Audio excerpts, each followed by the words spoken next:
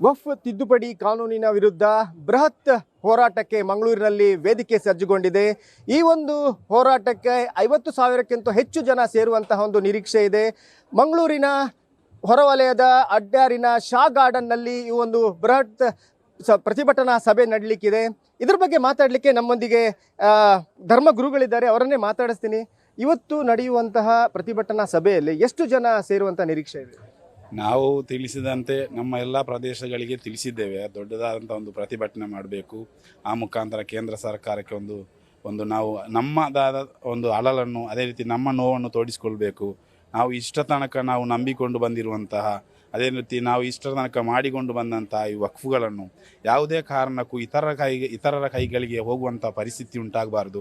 ಅಂತಹ ಕಾನೂನನ್ನು ತಿದ್ದುಪಡಿ ಮಾಡಿ ನಮ್ಮೆಲ್ಲರನ್ನು ಕೂಡ ಈ ದೇಶದ ಪ್ರಜೆಗಳಾಗಿ ನೀವು ಕೂಡ ಕನ್ಸಿಡರ್ ಮಾಡಿ ಅಂತ ಹೇಳ್ಕೊಂಡು ನಾವು ಆ ಒಂದು ಉದ್ದೇಶದಿಂದ ಪ್ರತಿಭಟನೆಯನ್ನು ಹಮ್ಮಿಕೊಂಡಿದ್ದೇವೆ.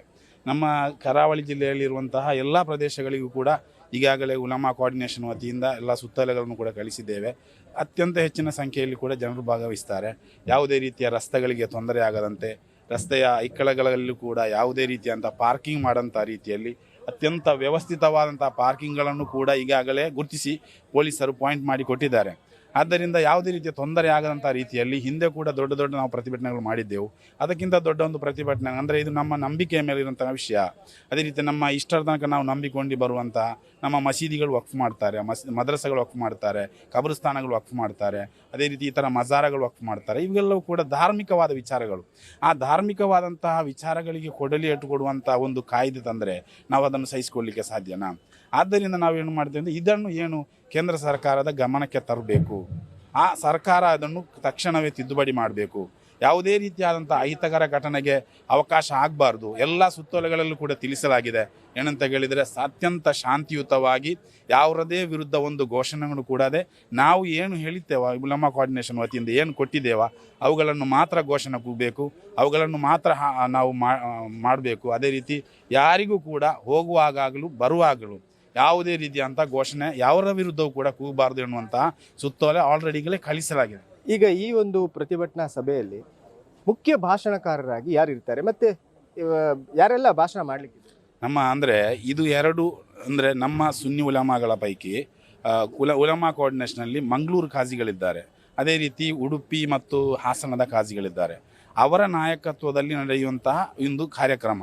ಅಂದರೆ ಅವರು ಯಾರನ್ನೆಲ್ಲ ಗುರುತಿಸಿದ್ದಾರೆ ಅಂತ ಹೇಳಿದರೆ ಅತ್ಯಂತ ಶಾಂತಿಯುತವಾದಂತಹ ಭಾಷಣ ಆಗಬೇಕು, ಪ್ರಚೋದನಕಾರಿ ಮಾತುಗಳು ಬರಬಾರ್ದು, ರಾಜಕೀಯ ಪ್ರೇರಿತ ಆಗಬಾರ್ದು. ನಮ್ಮ ಧಾರ್ಮಿಕವಾದ ಹಕ್ಕುಗಳನ್ನು ಪಡೆಯಲಿಕ್ಕೆ ಅತ್ಯಂತ ಸೂಕ್ತವಾದ ವ್ಯವಸ್ಥೆ ಉಲಮಾ ಕೋಆರ್ಡಿನೇಷನ್. ಆದ್ದರಿಂದ ಉಲಮಾಗಳೇ ತಮ್ಮ ಹಕ್ಕುಗಳನ್ನು ಒತ್ತಾಯ ಮಾಡುವ ಮುಖಾಂತರ ಭಾಷಣ ಮಾಡುವವರನ್ನು ಅವರನ್ನೇ ಕೂಡ ಆಯ್ಕೆ ಮಾಡಿದ್ದಾರೆ. ಅಂದರೆ ನಾವು ಉಲಮಾಗಳ ಈ ಧಾರ್ಮಿಕ ವಿಚಾರಗಳಿಗೆ ಮುಂಚೂಣಿಯಲ್ಲಿ ನಿಲ್ಲಬೇಕಾದ ಉಲಮಾಗಳು ತಾನೆ. ಆದರೆ ಉಲಮಾಗಳೇ ಈ ವಿಷಯಗಳನ್ನು ಪ್ರಸ್ತಾಪ ಮಾಡಿ ಸರ್ಕಾರದ ಗಮನಕ್ಕೆ ತರಬೇಕು ಅನ್ನುವಂಥ ವಿಷಯವನ್ನು ನಾವು ಹಮ್ಮಿಕೊಂಡಿದ್ದೇವೆ. ರಾಜಕೀಯ ಮುಖಂಡರು ಯಾರು ಇರೋದಿಲ್ಲ? ರಾಜಕೀಯ ಮುಖಂಡರು ಬರ್ತಾರೆ, ಆದರೆ ಅವರು ರಾಜಕೀಯ ಮಾಡುವಂಥ ಭಾಷಣಗಳಿಗೆ ಯಾವುದೂ ಅವಕಾಶ ಕೊಡುವುದಿಲ್ಲ. ಅಂದರೆ ಅವರು ಎಲ್ಲರಿಗೂ ಕೂಡ ಆಹ್ವಾನ, ನಮ್ಮ ಸಮುದಾಯದ ಪ್ರತಿಯೊಬ್ಬರಿಗೂ ಕೂಡ ಆಹ್ವಾನ ಕೊಟ್ಟಿದ್ದೇವೆ. ಆದರೆ ಅವರು ಯಾರು ಕೂಡ ಭಾಷಣ ಮಾಡುವಂಥ ಒಂದು ಅವಸ್ಥೆ ಇಲ್ಲ ಇಲ್ಲಿ. ಎಷ್ಟು ಅಂದರೆ ಎರಡು ಜಿಲ್ಲೆಗಳಿಂದ, ದಕ್ಷಿಣ ಕನ್ನಡ ಮತ್ತು ಉಡುಪಿ ಜಿಲ್ಲೆಯಿಂದ ಜನರು ಬರ್ತಾರೆ?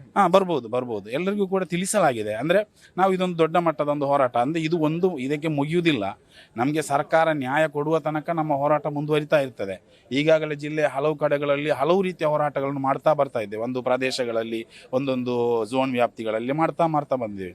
ಇದು ದೊಡ್ಡ ಮಟ್ಟದ್ದು, ಇನ್ನೂ ಕೂಡ ಮುಂದುವರಿತದೆ. ನಮಗೆ ನ್ಯಾಯ ಸಿಗುವ ತನಕ ನಾವು ಹೋರಾಟ ಮಾಡಬೇಕು ಅನ್ನುವಂಥ ವಿಷಯವನ್ನೇ ಮುಂದಿಟ್ಟುಕೊಂಡಿದ್ದೇವೆ ಎಲ್ಲರೂ. ಮತ್ತೆ ಇನ್ನೊಂದು ಅಂತ ಹೇಳಿದ್ರೆ, ವಕ್ಫ್ ವಿರುದ್ಧ ಹೋರಾಟ ಪ್ರತಿಭಟನೆ ಸಂದರ್ಭದಲ್ಲಿ ಬೇರೆ ಬೇರೆ ಕಡೆ ಕಾನೂನು ಮೀರಿ ಹೋದಂತಹ ಹಲವಾರು ಘಟನೆಗಳು ನಡೆದಿದ್ದಾವೆ, ಗಲಾಟೆಗಳು ನಡೆದಿವೆ. ಅದನ್ನು ತಡೆಗಟ್ಟುವ ನಿಟ್ಟಿನಲ್ಲಿ ನಿಮ್ಮ ಕಡೆಯಿಂದ, ಉಲೆಮಾ ಅವರ ಕಡೆಗಳಿಂದ ಯಾವ ರೀತಿಯ ನಿರ್ದೇಶನಗಳನ್ನು ಜನರಿಗೆ ಕೊಟ್ಟಿದ್ದೀವಿ? ಈಗಾಗಲೇ ನಮ್ಮ ಎಲ್ಲ ಕಡೆಗಳಲ್ಲೂ ಪೊಲೀಸರನ್ನು ಹಾಕಿದ್ದಾರೆ.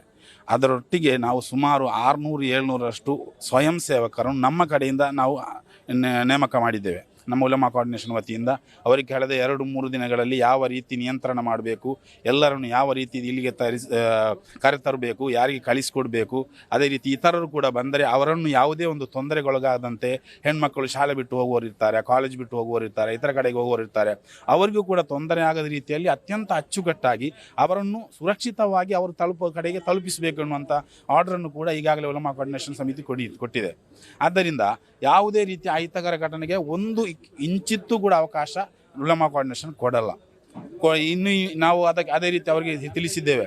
ನಮ್ಮದಲ್ಲದ ಯಾವುದೇ ರೀತಿಯಲ್ಲಿ ಹಲವು ಕಡೆಗಳಲ್ಲಿ ನೋಡಿದ್ದೇವೆ ನಾವು. ನಮ್ಮ ವೇಷ ಹಾಕಿಕೊಂಡು ಬರುವುದು, ಟೋಪಿ ಹಾಕಿಕೊಂಡು ಬರುವುದು, ಇಂತಹ ಯಾರನ್ನು ನಿಮಗೆ ಗುರುತಿಸಿ ಸಿಕ್ಕಿದರೆ ತಕ್ಷಣವೇ ಸದ್ಯ ಹತ್ತಿರದಲ್ಲಿರುವಂತಹ ಯಾವೊಬ್ಬ ಪೊಲೀಸ್ ಅಧಿಕಾರಿಗೆ ತಿಳಿಸಿ ಅವರ ಬಗ್ಗೆ ಅವರಿಗೆ ಗಮನ ಕೊಡಿ ಅಂತ ಹೇಳುವಂತಹ ವಿಚಾರವನ್ನು ಕೂಡ ಅವರಿಗೆ ತಿಳಿಸಿಕೊಡಲಾಗಿದೆ ಈಗಾಗಲೇ. ಧನ್ಯವಾದ. ಇದು ಉಲೆಮಾಗಳ ಒಂದು ನೇತೃತ್ವದಲ್ಲಿ ನಡೆಯುವಂತಹ ಒಂದು ಸಮಾವೇಶ. ಮತ್ತು ನಾನೀಗ ಅದೇ ಒಂದು ವೇದಿಕೆಯಲ್ಲಿದ್ದೇನೆ. ನೀವು ನೋಡ್ಬೋದು, ಇದು ಅಡ್ಯಾರ್ನ ಶಾ ಗಾರ್ಡನ್ನಲ್ಲಿ ಈಗಾಗಲೇ ನಿರ್ಮಾಣಗೊಂಡಂಥ ಒಂದು ಬೃಹತ್ ವೇದಿಕೆ. ವಕ್ಫ್ ತಿದ್ದುಪಡಿ ಕಾನೂನು ವಿರುದ್ಧ ಸಂಯುಕ್ತ ಕಾಜಿಗಳ ನೇತೃತ್ವದಲ್ಲಿ ನಡೆಯುವಂತಹ ಒಂದು ಪ್ರತಿಭಟನಾ ಸಭೆ. ಇದಕ್ಕೆ ಈಗಾಗಲೇ 50,000ಕ್ಕೂ ಹೆಚ್ಚು ಜನ ಬರ್ತಾರೆ ಅನ್ನುವ ಒಂದು ನಿರೀಕ್ಷೆಯನ್ನು ಸಂಘಟಕರು ಹೊಂದಿದ್ದಾರೆ. ಹಾಗೆಯೇ ಇದಕ್ಕಾಗಿ ಪೊಲೀಸರು ಕೂಡ ಎಲ್ಲ ವ್ಯವಸ್ಥೆಗಳನ್ನು ಮಾಡಿಕೊಂಡಿದ್ದಾರೆ. ಬಿಗಿ ಬಂದೋಬಸ್ತ್ಗೆ ಪೊಲೀಸರು ವ್ಯವಸ್ಥೆ ಮಾಡಿಕೊಂಡಿರುವಂಥ ಈಗಾಗಲೇ 2,000ರಷ್ಟು ಪೊಲೀಸರನ್ನ ನಿಯೋಜನೆಗೆ ಈಗಾಗಲೇ ಸಿದ್ಧತೆ ಮಾಡಿಕೊಂಡಿದ್ದಾರೆ. ಹಾಗೆಯೇ 5 SP, DYSP ಹಾಗೆಯೇ ಇನ್ಸ್ಪೆಕ್ಟರ್ಗಳ ನೇತೃತ್ವದಲ್ಲಿ ಈ ಒಂದು ಬಂದೋಬಸ್ತ್ ನಡೆಯಲಿಕ್ಕಿದೆ. ಹಾಗೆಯೇ ಈ ಭಾಗದಲ್ಲಿ ರಾಷ್ಟ್ರೀಯ ಹೆದ್ದಾರಿಯಲ್ಲಿ ಯಾವುದೇ ವಾಹನ ಸಂಚಾರಕ್ಕೆ ಅಡೆತಡೆಯಾಗದಂತೆ ಸುಗಮ ಸಂಚಾರಕ್ಕೆ ಕೂಡ ವ್ಯವಸ್ಥೆ ಮಾಡಿಕೊಂಡಿರುವಂಥದ್ದು. ಕ್ಯಾಮರಾಮ್ಯಾನ್ ಪ್ರಶಾಂತ್ ಅವರೊಂದಿಗೆ Kiran news news first Mangaluru. News first ನಿರ್ಭೀತಿಯಿಂದ ನಿಮ್ಮ ಪರವಾಗಿ.